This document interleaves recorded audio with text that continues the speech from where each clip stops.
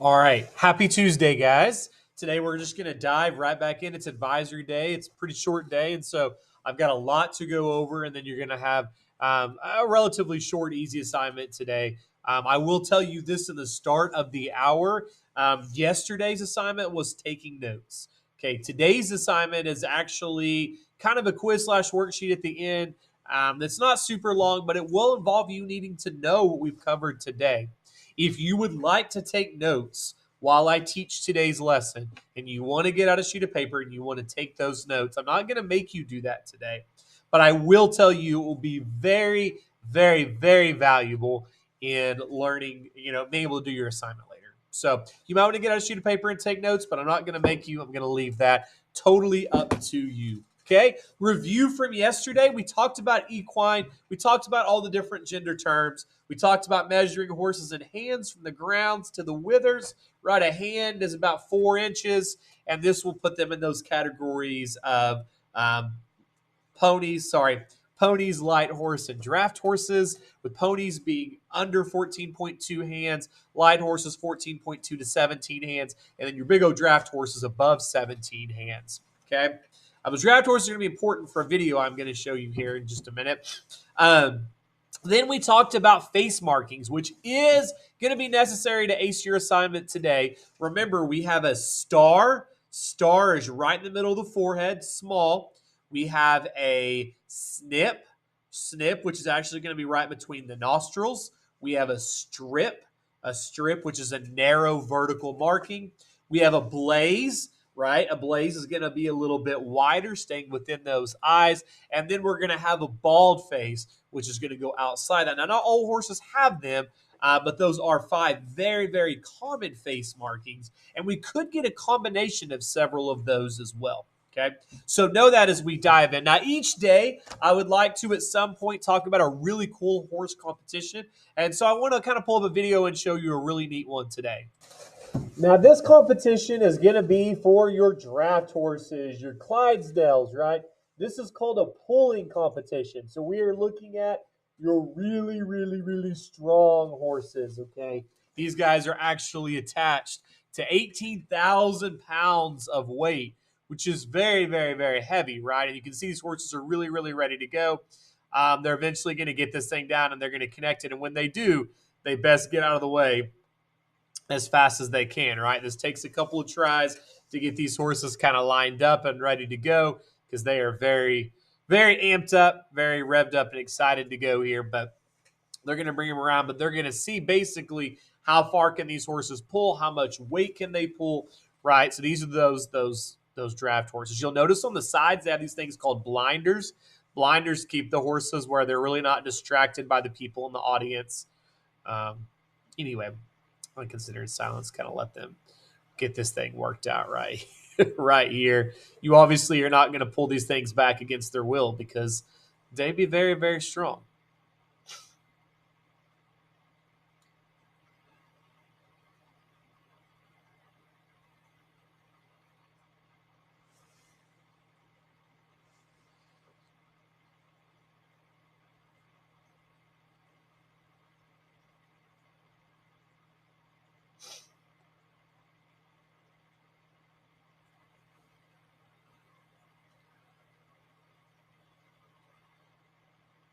Almost there. Almost there. Boom.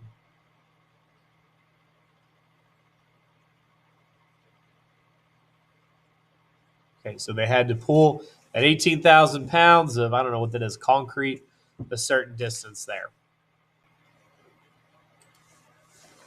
Today's plan is to talk about horse colors. Now, if you are really involved in horses, and I know we have some students here that are involved in various competitions or aspects of equine, you may feel like I'm really scratching the surface, and I am because there's so many aspects of various colors of horses, and a lot of these could be tied to breed registries and different things like that.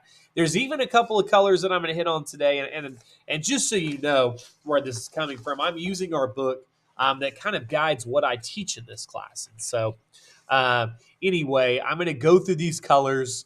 And then you're going to need to know at least 1 or 2 things that really stand out about these colors, okay? Now, the first 2 that I'm going to talk about, these two can kind of be used interchangeably. Okay. And so on your assignment today, I have one that you may call a sorrel or a chestnut. And I don't really care because oftentimes various breed associations and different things like that will use these.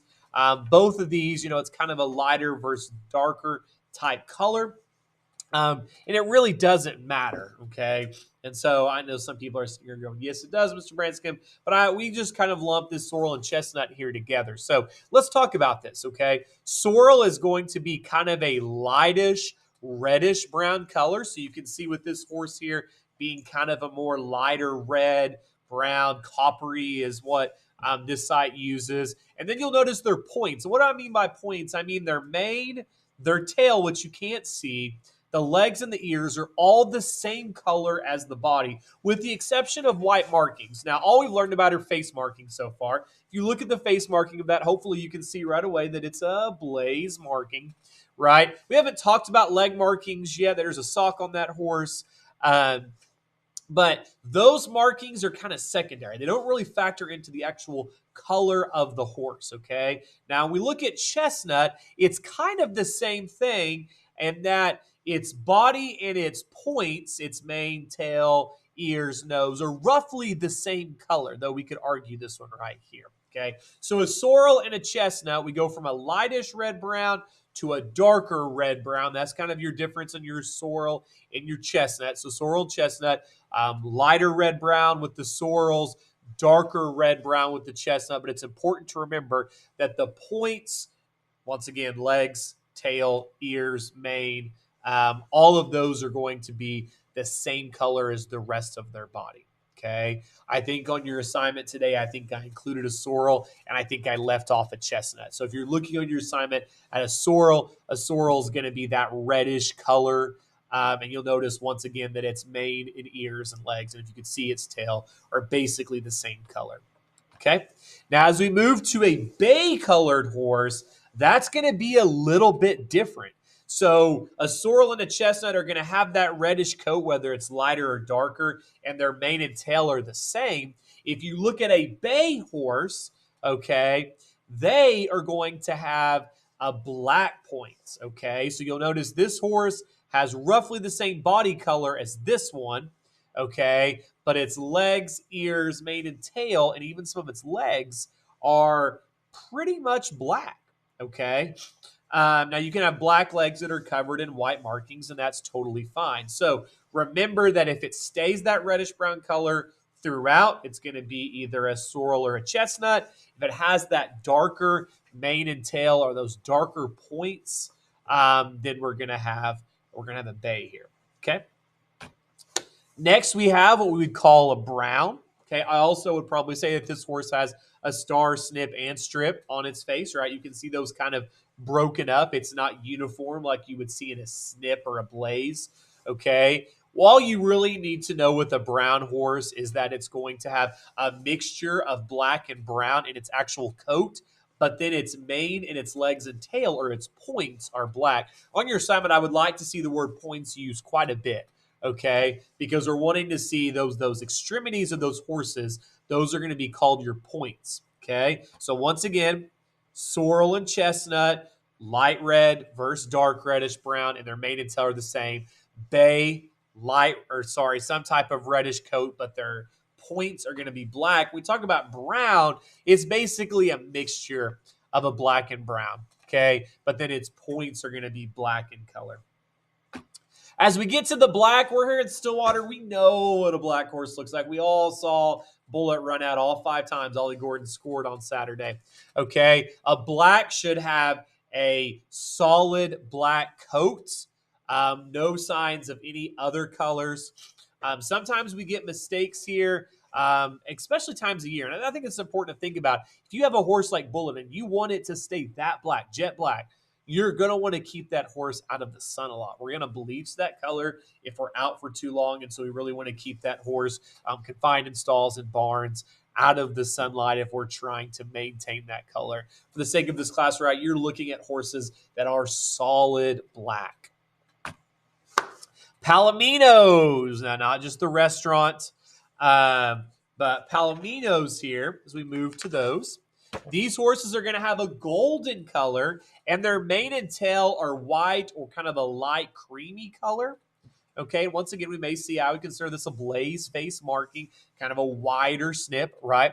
But you're seeing a gold body color and then a white or a lighter colored mane and tail. There's going to be some other horses we're going to talk about that are gold color that may have a darker mane and tail. Palominos should be really all dark. And just like with all these others, the the legs and the face could have markings that's really irrelevant to their actual color here. Okay, so Palominos, gold color coat with a white or a light creamy color mane and tail. Like you can see here, excuse me, it can be really light or it can even be like a darker gold color.